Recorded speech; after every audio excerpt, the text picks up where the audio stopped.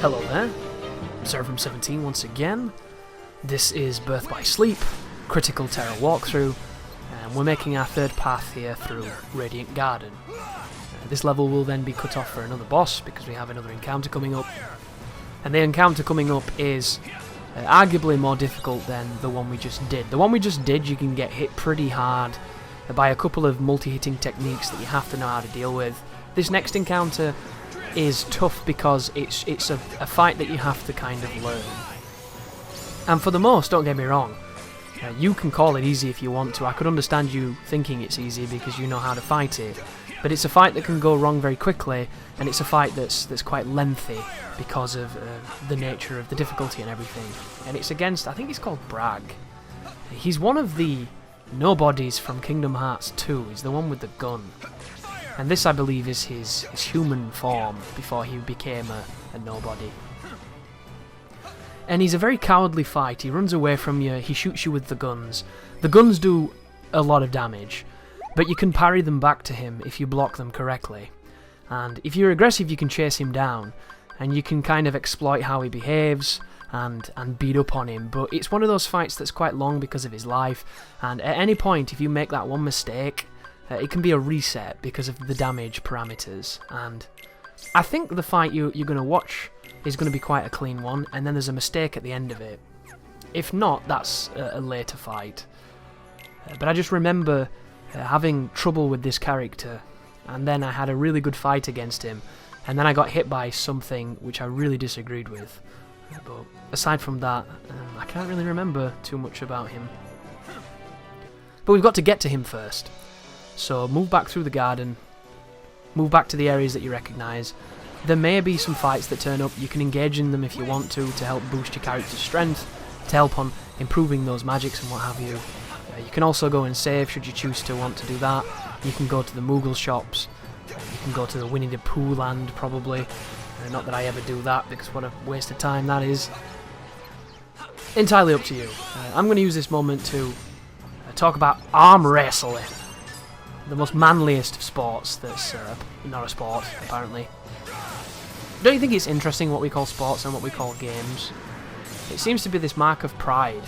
The best way to insult an athletic person who pursues something that you don't respect is to call what he does not a sport. It's to call it a game. It's interesting, isn't it? The way language can be so divided on two simple terms. Like, arm wrestling is not in the Olympics. Arm wrestling is something that people do in pubs, and it usually ends up with bets or money being exchanged or violence afterwards. It doesn't have to be that way. It doesn't mean that's what it is, but that's often the way society looks at it. However, there is an official league, and there are official championships, and there are all kinds of rules, and there's all kinds of people that do it. And I'm not a big fan of arm wrestling myself. I used to be when I was a kid, and then I watched The Fly.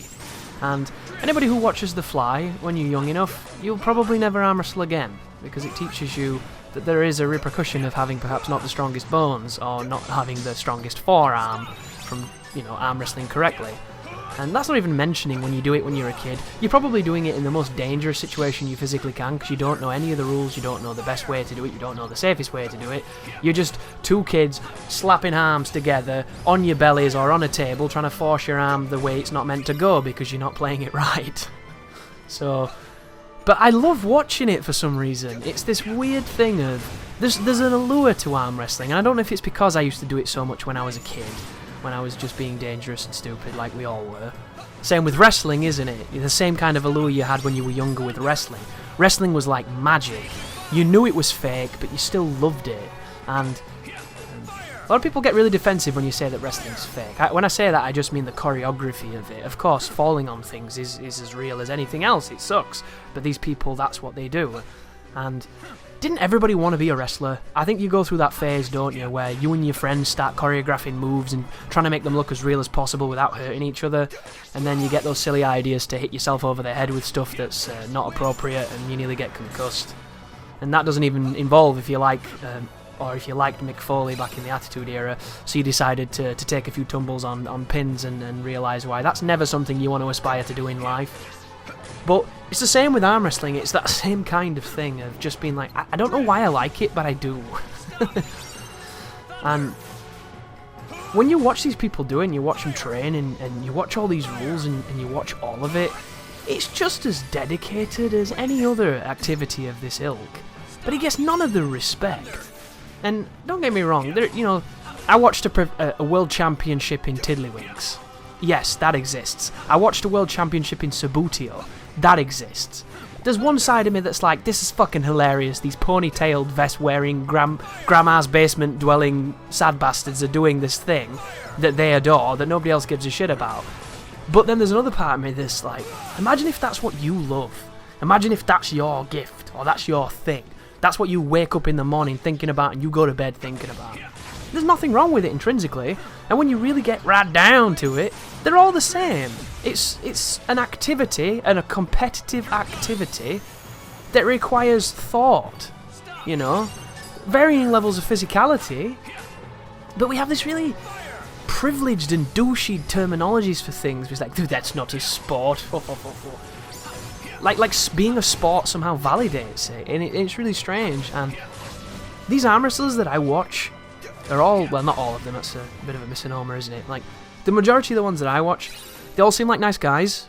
They all seem like they've got a decent head on the shoulders. They're not just, Bubba Ray from Strong Land of Strongville, who I just like to break arms. It's not that stereotypical hillbilly thing where they're all just fat dudes in like jeans and denim, just coming to beat up the wife and snap a few wrists. Like, they've got a good commentator. It's all organised.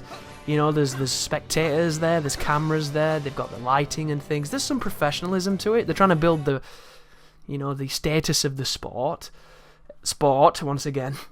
But it's just like, can you imagine if that's your thing, and you spend all those years dedicating to it, and your prize money is like $1,000 or $10,000 or $20,000, and then you see these fucking footballers that are getting paid millions? Oh, I don't know. I think I'd be gutted. Really gutted. Because it's just, life's not fair if you like something that other people don't respect. I suppose is the best way of putting that. But you guys, all you heard was everybody wanted to be a wrestler part, and that's where you're focusing in. But arm wrestling's fucking cool, dude. It's weird and it's hilarious, but it's cool.